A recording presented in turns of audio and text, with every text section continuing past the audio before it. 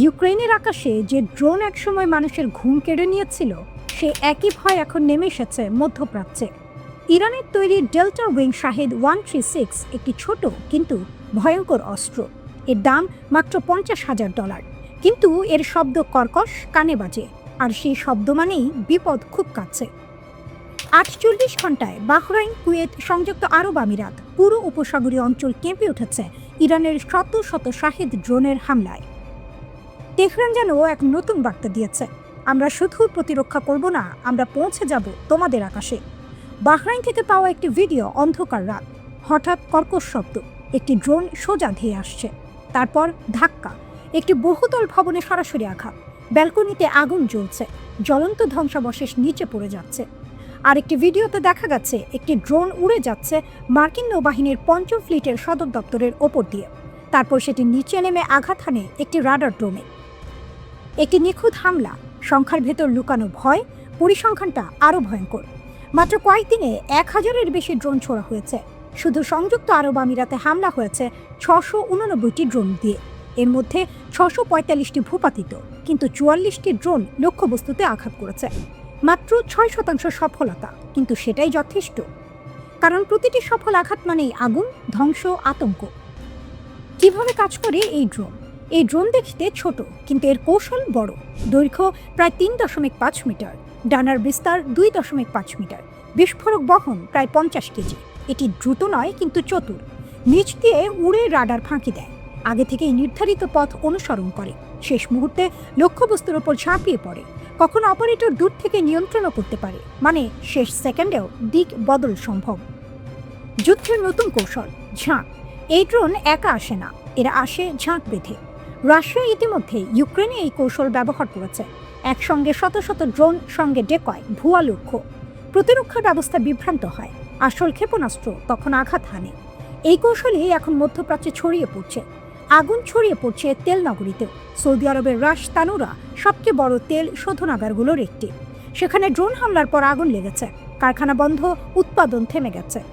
এটা শুধু সামরিক আঘাত নয়, এটা অর্থনীতির ওপর আঘাত, জ্বালানি বাজারের ওপর চাপ। যুক্তরাষ্ট্র ও ইসরায়েলের সঙ্গে চলমান সংঘাতের মধ্যে ইরান তার সামরিক সক্ষমতা প্রদর্শন করেছে। দেশটি নিজস্ব উন্নত প্রযুক্তির মিসাইল ও ড্রোনের বিশাল ভাণ্ডার ব্যবহার করে কেবল পাল্টা হামলা করছে না, বরং আধুনিক আকাশ প্রতিরক্ষা ব্যবস্থাকেও চ্যালেঞ্জ দিচ্ছে। ইন্টারেস্টিং ইঞ্জিনিয়ারিংয়ের প্রতিবেদনে বলা হয়েছে, মার্কিন ও ইসরায়েলি হামলার প্রতিক্রিয়ায় ইরান নিজেদের তৈরি ব্যালিস্টিক মিসাইল, ক্রুজ মিসাইল এবং ওয়ান ওয়ে বা আত্মঘাতী ড্রোন ব্যবহার করছে। এসব অস্ত্র দীর্ঘ দূরত্ব পেরিয়ে লক্ষ্যবস্তুতে নিখুঁত আঘাত হানতে সক্ষম এবং যুক্তরাষ্ট্রের প্যাট্রিয়ট ও ইসরায়েলের আয়রন ডোম ও অ্যারো সিস্টেমের মতো উন্নত প্রতিরক্ষা ব্যবস্থাকে কার্যকরভাবে চ্যালেঞ্জ করছে। ইরানের পাল্টা হামলার কৌশল স্তরভিত্তিক এবং প্রচলিত বিমান বাহিনীর শক্তির সঙ্গে সমন্বিত। দেশের বিভিন্ন উৎক্ষেপণ কেন্দ্রকে নিরাপদ স্থানে ছড়িয়ে রাখার মাধ্যমে ইরান ক্রমাগত হামলার সময়ও কার্যক্রম চালিয়ে যেতে পারে। একদিকে শক্তিশালী প্রতিরক্ষা ব্যবস্থা, অন্যদিকে একের পর এক মিসাইল আর ড্রোন হামলা। ইসরায়েল যুক্তরাষ্ট্রের প্রতিরক্ষা কি সত্যিই কাজ করছে, নাকি ইরানি আক্রমণে ফাঁক বের হয়ে যাচ্ছে? 2 মার্চ পরিস্থিতি হঠাৎ করে আরও ভয়ঙ্কর হয়ে ওঠে। ইরান তাদের হামলা বাড়িয়ে দেয়। শুধু ইসরায়েল না, পুরো অঞ্চলে ছড়িয়ে পড়ে আঘাত। টার্গেট কোথায়? ইরাকের ঘাঁটি, সিরিয়ার এলাকা, বাহরাইন, কুয়েত, এমনকি সাইপ্রাসে ব্রিটিশ ঘাঁটি।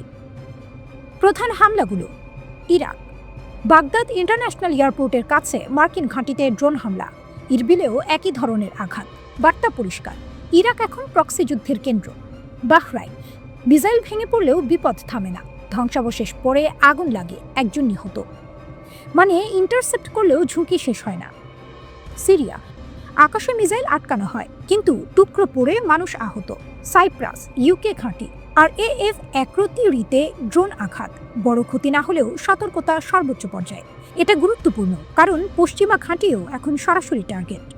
কুয়েত, আকাশে একাধিক টার্গেট ধ্বংস করা হয়, একই সময়ে একটি মার্কিন যুদ্ধবিমান বিধ্বস্ত। আরেকটি খবর, মার্কিন দূতাবাস এলাকা থেকে ধোঁয়া উঠতে দেখা গেছে। বড় কৌশল, ইরান কি করছে? ইরানের স্ট্র্যাটেজি খুব স্মার্ট। এক জায়গায় না, অনেক জায়গায় হামলা। ড্রোন আর মিসাইল একসাথে, সরাসরি না, প্রক্সি গ্রুপ ব্যবহার। যেমন হিজবুল্লাহ ইতিমধ্যে ইসরায়েলে হামলা শুরু করেছে। এতে প্রতিরক্ষা বিভক্ত হয়ে যায়, চাপ বাড়ে, ভুল হওয়ার সম্ভাবনা বাড়ে। যুদ্ধের নতুন ফ্রন্ট, লেবানন। বৈরুতে ইসরায়েল হামলা চালিয়েছে, উত্তর সীমান্তে আবার যুদ্ধ শুরু। যুদ্ধ এখন বহু ফ্রন্টে ছড়িয়ে গেছে। মধ্যপ্রাচ্যে ছড়িয়ে পড়া যুদ্ধের প্রেক্ষাপটে ইরানের সার্বভৌমত্ব ও নিরাপত্তা রক্ষায় তেহরানের প্রতি জোরালো সমর্থন ব্যক্ত করেছে চীন। একই সঙ্গে যুক্তরাষ্ট্র ও ইসরায়েলের সামরিক অভিযানের তীব্র সমালোচনা করে বেইজিং একে জঙ্গলের আইন এর সঙ্গে তুলনা করেছে। চীনের রাষ্ট্রীয় গণমাধ্যম সিসিটিভি জানিয়েছে, দেশটির পররাষ্ট্রমন্ত্রী ওয়াং ই ইরানের পররাষ্ট্রমন্ত্রী আব্বাস আরাকচিকে ফোন করে বেইজিংয়ের অবস্থান পরিষ্কার করেছেন। ওয়াং ই বলেন, চীন ও ইরানের মধ্যকার ঐতিহাসিক বন্ধুত্বকে বেইজিং অত্যন্ত গুরুত্ব দেয়। ইরানের সার্বভৌমত্ব, নিরাপত্তা, আঞ্চলিক অখণ্ডতা ও জাতীয় মর্যাদা রক্ষায় চীন পূর্ণ সমর্থন জানায়। পাশাপাশি ইরানের বৈধ অধিকার ও স্বার্থ রক্ষায় পাশে থাকবে বেইজিং। ওয়াং ই অবিলম্বে যুক্তরাষ্ট্র ও ইসরায়েলকে তাদের সামরিক অভিযান বন্ধ করার আহ্বান জানিয়েছেন।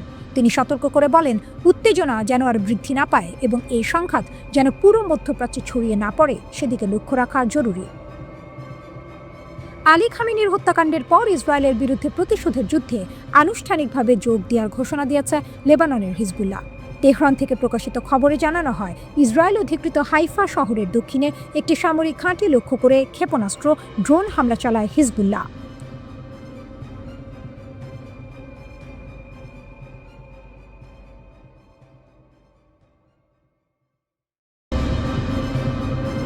রাতের আকাশ হঠাৎ করে আলোকিত হয়ে উঠেছে।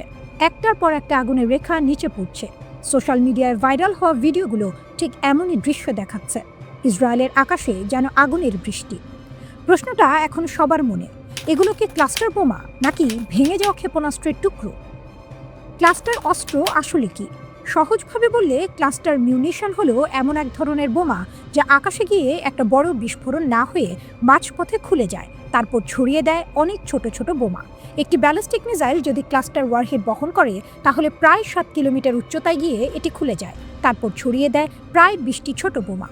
প্রতিটি বোমায় থাকে প্রায় 2.5 কেজি বিস্ফোরক। পুরো এলাকা কভার করতে পারে প্রায় 8 কিলোমিটার পর্যন্ত, মানে একসাথে বড় এলাকা জুড়ে আঘাত করা যায়।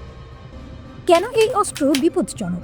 এই ছোট বোমাগুলো টার্গেট ঠিক করে না, যেদিকে পড়ে সেখানেই বিস্ফোরণ হয়। আর সবচেয়ে ভয়ঙ্কর বিষয়, অনেক সময় এগুলো ফাটে না, পরে মাটিতে পড়ে থাকে।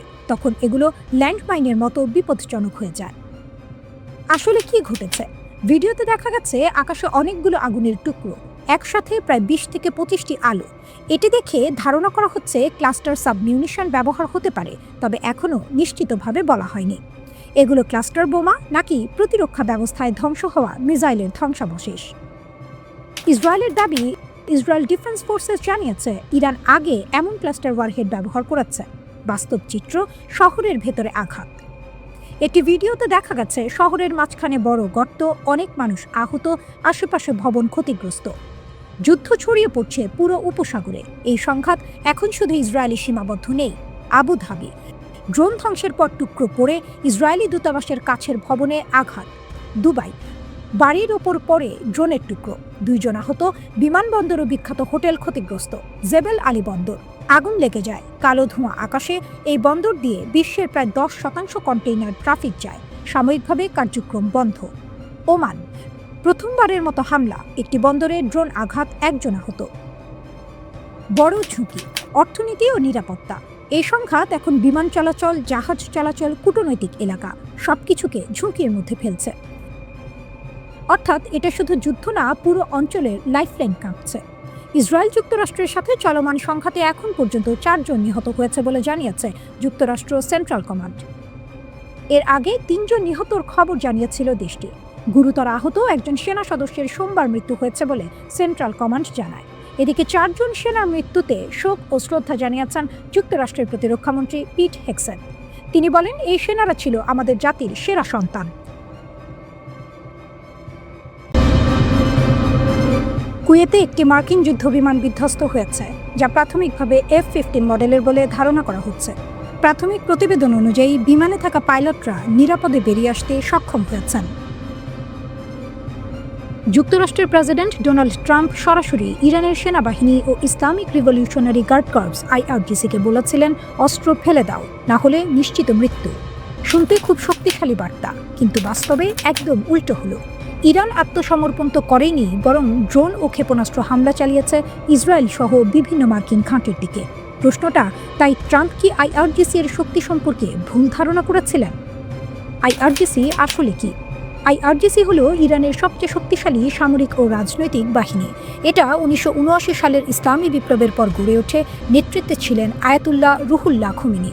এর মূল কাজ ইসলামী বিপ্লবকে রক্ষা করা, দেশের সর্বোচ্চ নেতা এর প্রতি সম্পূর্ণ আনুগত্য রাখা। এরা সাধারণ সেনাবাহিনীর মতো নয়। তারা সরাসরি রাষ্ট্রপ্রধান নয়, বরং ধর্মীয় নেতার প্রতি অনুগত। তাদের নিজস্ব স্থল, নৌ, বিমান বাহিনী আছে। এমনকি বিদেশে গোপন অপারেশন চালানোর জন্য কুদস ফোর্সও আছে। সহজভাবে বললে আইআরজিসি হলো সেনাবাহিনী, গোয়েন্দা সংস্থা আর রাজনৈতিক শক্তি। বাসিজ দেখতে সাধারণ কিন্তু ভয়ঙ্কর শক্তি। আইআরজিসি এর অধীনে আরেকটি শক্তিশালী বাহিনী হলো বাসিজ। এটা মূলত স্বেচ্ছাসেবক বাহিনী। সদস্য সংখ্যা প্রায় 4.5 লাখ। বেশিরভাগই তরুণ, নিম্নবিত্ত ও ধর্মীয়ভাবে অনুপ্রাণিত। তাদের কাজ কি? সরকার বিরোধী আন্দোলন দমন, যুদ্ধের সময়ে ফ্রন্ট লাইনে লড়াই, প্রয়োজনে আত্মাহুতি মিশনেও অংশগ্রহণ। 2009 সালের আন্দোলন, 2022 সালের আন্দোলন, সব জায়গাতেই বাসিজ ছিল সরকারের পক্ষে। আইআরজিসি ও বাসিজ শুধু সেনা না, তারা বিশ্বাস করে তারা ধর্ম ও রাষ্ট্র রক্ষা করছে। তাদের কাছে মৃত্যু মানে শহীদ হওয়া, আত্মসমর্পণ মানে বিশ্বাসঘাতকতা। তাই মৃত্যুর ভয় দেখিয়ে তাদের ভাঙা প্রায় অসম্ভব। আইআরজিসি শুধু যুদ্ধ করে না, তারা ইরানের অর্থনীতির বড় অংশ নিয়ন্ত্রণ করে। তেল, নির্মাণ, টেলিকম সবখানে তাদের প্রভাব। অর্থাৎ তারা শুধু সৈনিক না, তারা সিস্টেমের মালিক। এমন অবস্থায় কেউ কেন নিজের ক্ষমতা ছাড়বে? শক্তিশালী কাঠামো। আইআরজিসি এর ভেতরে একাধিক স্তরের নেতৃত্ব আছে। একজন নেতা মারা গেলেও সঙ্গে সঙ্গে নতুন নেতা আসে। এমনকি খামেনির মৃত্যুর পরও কাঠামো ভেঙে পড়েনি। আঞ্চলিক কৌশল। আইআরজিসি শুধু ইরানে সীমাবদ্ধ নয়, মধ্যপ্রাচ্যে বিভিন্ন মিত্রগোষ্ঠীর সাথে কাজ করে, যাকে বলা হয় এক্সিস অফ রেজিস্ট্যান্স। তাই তারা যুদ্ধকে শুধু দেশের ভেতরের বিষয় হিসেবে দেখে না, এটা তাদের কাছে বড় লড়াই। সামনে কি হতে পারে? বিশ্লেষকদের মতে ট্রাম্পের হুমকি আইআরজিসিকে দুর্বল না করে বরং আরও শক্তিশালী করেছে। এমনকি ভবিষ্যতে আইআরজিসি সরাসরি রাষ্ট্র ক্ষমতা নিয়ন্ত্রণ করতে পারে। জোনাথন প্যানিকভ, যিনি অ্যাটলান্টিক কাউন্সিল এর স্ক্রসফট মিডল ইস্ট সিকিউরিটি ইনিশিয়েটিভের পরিচালক, তিনি বলেন, ইরানের বর্তমান শাসন ব্যবস্থার পতন হলেও সেখানে গণতন্ত্র আসার সম্ভাবনা কম। বরং এমন একটি সামরিক নিয়ন্ত্রিত রাষ্ট্র গড়ে উঠতে পারে যেখানে নতুন একজন সর্বোচ্চ নেতাকে শুধু প্রতীক হিসেবে সামনে আনা হবে, যাতে রক্ষণশীল ইরানিদের সন্তুষ্ট রাখা যায়। কিন্তু প্রকৃত ক্ষমতা থাকবে আইআরজিসি এর হাতেই। ইরান মার্কিন সংঘাত। হিজবুল্লাহ বলছে জবাব দেব। যুদ্ধের কারণ কি ইরানের তেল নাকি পারমাণবিক অস্ত্র? মধ্যপ্রাচ্যের উত্তেজনা ক্রমশ তীব্র হচ্ছে। ইরানের ওপর যুক্তরাষ্ট্র ও ইসরায়েলের হামলার জবাবে লেবাননের প্রভাবশালী শিয়া সংগঠন হিজবুল্লাহ জবাব দেওয়ার ঘোষণা দিয়েছে।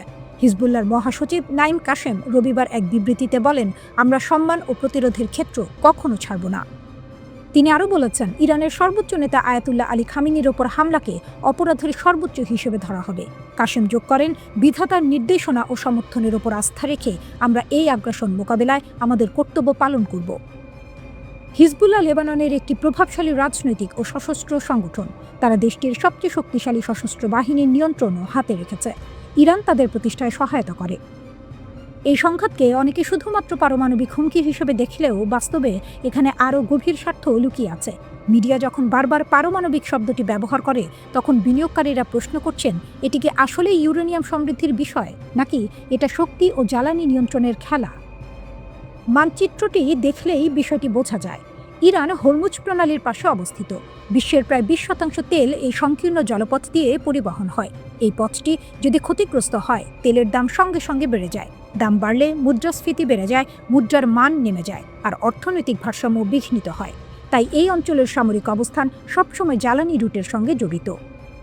পারমাণবিক বিষয়টি হচ্ছে প্ররোচনা, ভয় সৃষ্টি করার হাতিয়ার। কিন্তু বাস্তব শক্তি আসলে তেল এবং গ্যাসের নিয়ন্ত্রণে। আধুনিক অর্থনীতি ইউরেনিয়ামে নয়, তেল ও গ্যাসে চলতে থাকে। শিল্প উৎপাদন, সামরিক পরিবহন, জাহাজ চলাচল, বাণিজ্য, মুদ্রা চাহিদা সবকিছু জ্বালানির ওপর নির্ভরশীল। যে অঞ্চলটি জ্বালানি নিয়ন্ত্রণ করে, সেই অঞ্চলের দামের ওপর প্রভাব রাখতে পারে। যদিও সংবাদ মাধ্যম পারমাণবিক হুমকি নিয়ে শোরগোল করছে, বাস্তবে তেলের দামের ওঠানামাই বিশ্ব অর্থনীতিতে প্রকৃত প্রভাব ফেলছে। তেলের অস্থিরতায় সোনার দাম বেড়ে যায়, প্রতিরক্ষা খাতের শেয়ার উড়ন্ত হয়ে ওঠে, বিমার খরচ বৃদ্ধি পায়, উদীয়মান বাজারের মুদ্রা দুলতে থাকে। অর্থনীতিতে এই ঝুঁকি পরিচালিত হয় মূলত জ্বালানি দিয়ে। সুতরাং মধ্যপ্রাচ্যের সংঘাতে পারমাণবিক অস্ত্র শুধুই কারণ, আর তেল হচ্ছে মূল চালিকা শক্তি। ক্ষেপণাস্ত্র ও ড্রোন যুদ্ধের আলো শুরু করে, কিন্তু তেল এবং মুদ্রার স্থিতিশীলতা নির্ধারণ করে যুদ্ধের শেষ বিন্দু। যারা মূল নৈতিক দিক নিয়ে বিতর্কে মগ্ন, তারা মূল বিষয়টি মিস করে। আর যারা অর্থনৈতিক প্রজ্ঞা রাখে, তারা বুঝে যারা জ্বালানি নিয়ন্ত্রণ করে তারা পুরো ব্যবস্থার উপর প্রভাব বিস্তার করে। এই পরিস্থিতিতে হিজবুল্লাহর জবাব দেওয়ার ঘোষণা এবং ইরানের দৃঢ় অবস্থান শুধু রাজনৈতিক বা সামরিক উত্তেজনা নয়, বৈশ্বিক জ্বালানি নিরাপত্তা এবং অর্থনীতিকেও ঝুঁকির মুখে ফেলছে। হরমুজ প্রণালী এখন কেবল একটি নৌপথ নয়, এটি শক্তি, অর্থনীতি এবং বিশ্ব রাজনীতির কেন্দ্রবিন্দু। যুক্তরাষ্ট্র ইসরায়েলের বিরুদ্ধে কড়া প্রতিশোধ নিচ্ছে ইরান মধ্যপ্রাচ্যে মার্কিন ঘাঁটিতে হামলা চালিয়েছে। ইরান কাতার, বাহরাইন, জর্ডান, কুয়েত এবং সংযুক্ত আরব আমিরাতে মার্কিন ঘাঁটিতে ক্ষেপণাস্ত্র বর্ষণ করেছে। দাবি করা হয়েছে ইরানি ক্ষেপণাস্ত্র ৩,০০০ কিলোমিটার পর্যন্ত দূরত্ব যেতে সক্ষম। আইআরজিসি যুক্তরাষ্ট্র ও ইসরায়েলকে হুমকি দিচ্ছে। তারা বলছে ট্রাম্প ও নেতানিয়াহু লাল রেখা অতিক্রম করেছেন। ইরানের ফাতা-2 মিসাইলের হাইপারসনিক গতি প্রায় ম্যাক ১৩। এই মিসাইল কি মার্কিন সামরিক স্থাপনা ধ্বংস করার জন্য প্রস্তুত? বিশ্বের সবচেয়ে শক্তিশালী সেনাবাহিনী কি ইরানি ক্ষেপণাস্ত্রের হামলার সামনে ভেঙে যেতে পারে? ইরান ৩,০০০-এর বেশি ক্ষেপণাস্ত্র মার্কিন অবস্থানের দিকে সাজাচ্ছে। মধ্যপ্রাচ্য কি এমন এক সংঘর্ষের দিকে ধাবিত হচ্ছে যা কয়েক দশক ধরেই দেখা যায়নি? ইসরায়েলি সেনাবাহিনী ঘোষণা করেছে যে সাম্প্রতিক উত্তেজনার সময় ইরানি স্থল থেকে ইসরায়েলের দিকে ক্ষেপণাস্ত্র উৎক্ষেপণ শনাক্ত করা হয়েছে। ইরান থেকে মধ্য ইসরায়েলের দিকে একটি ব্যালিস্টিক ক্ষেপণাস্ত্র ইসরায়েলি বিমান প্রতিরক্ষা ব্যবস্থা দ্বারা ধ্বংস করা হয়েছে। প্রাথমিক মিডিয়া রিপোর্ট অনুযায়ী বিশ্লেষকরা বলছেন এই উৎক্ষেপণগুলি ইরানের প্রথম প্রতিশোধের তরঙ্গ হতে পারে, যা মার্কিন ইসরায়েল যৌথ হামলার প্রতিক্রিয়ায় পরিচালিত হয়েছে। রিপোর্ট অনুযায়ী মধ্যপ্রাচ্যের একাধিক মার্কিন সামরিক ঘাঁটিতেও ইরানি ক্ষেপণাস্ত্র ও ড্রোন হামলা হয়েছে। এই বিনিময় চলাকালীন প্রতিরক্ষা বিশেষজ্ঞরা বিশ্লেষণ শুরু করেছেন যে ইরান কোন ধরনের ক্ষেপণাস্ত্র ব্যবহার করতে পারে মার্কিন ও ইসরায়েলি লক্ষ্যবস্তুতে ব্যাপক প্রতিশোধ অভিযান চালানোর জন্য। ইরানের ক্ষেপণাস্ত্র শক্তি।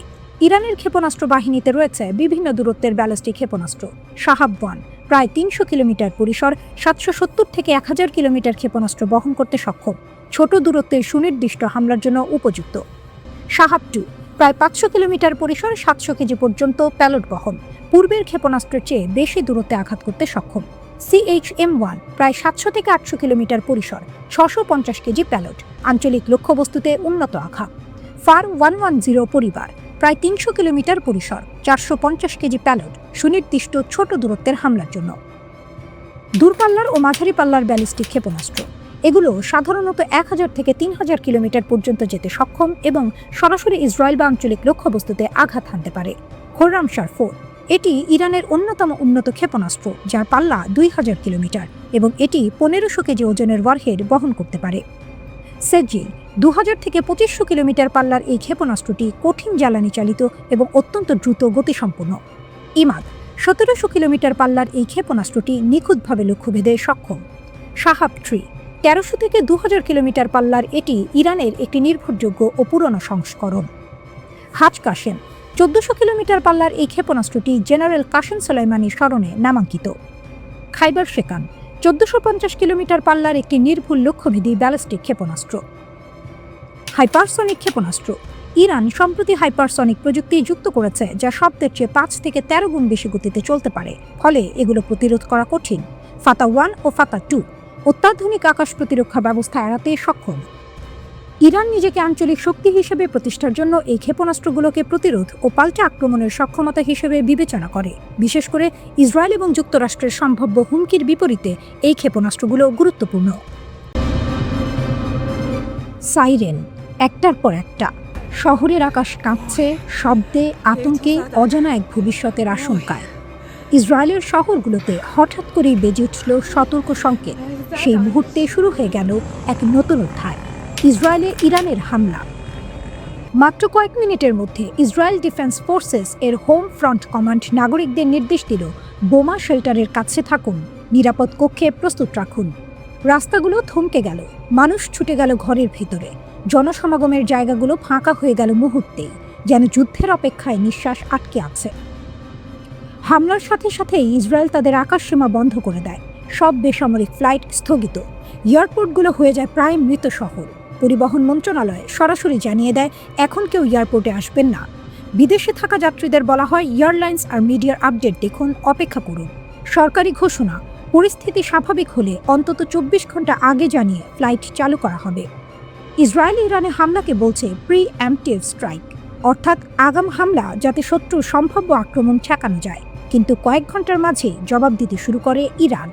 হামলার পরপরই ইসরায়েল জুড়ে জরুরি অবস্থা ঘোষণা করা হয়। সাইরেন বেজে ওঠে বিভিন্ন শহরে। নাগরিকদের বলা হয় শেল্টারের কাছে থাকুন, কিন্তু এখনই ঢুকবেন না।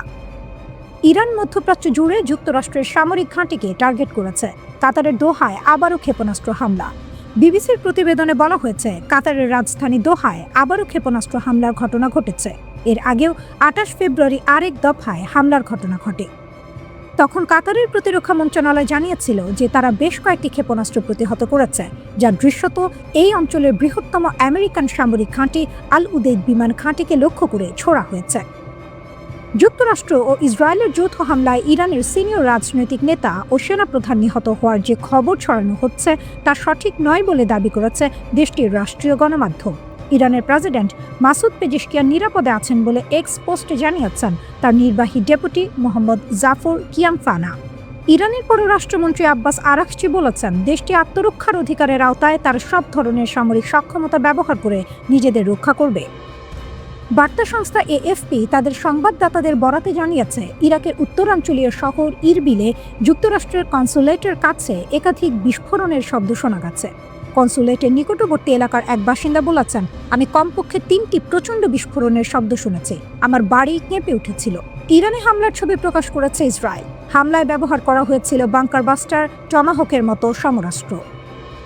ইরান সৌদি আরবের রাজধানী রিয়াদ ও পূর্বাঞ্চলে হামলা চালিয়েছে বলে এক বিবৃতিতে জানিয়েছে দেশটির পররাষ্ট্র মন্ত্রণালয়। তবে হামলাগুলো প্রতিহত করা হয়েছে বলে দাবি করেছে তারা। যুক্তরাষ্ট্র ও ইসরায়েল এক ব্যাপক যৌথ হামলা চালানোর পর মার্কিন সামরিক ঘাঁটি থাকা উপসাগরীয় আরব রাষ্ট্রগুলো ইরানের পাল্টা হামলার মুখে পড়েছে। ইরান সরকার নিশ্চিত করেছে যে তারা মধ্যপ্রাচ্যের বেশ কয়েকটি লক্ষ্যে পাল্টা হামলা চালিয়েছে।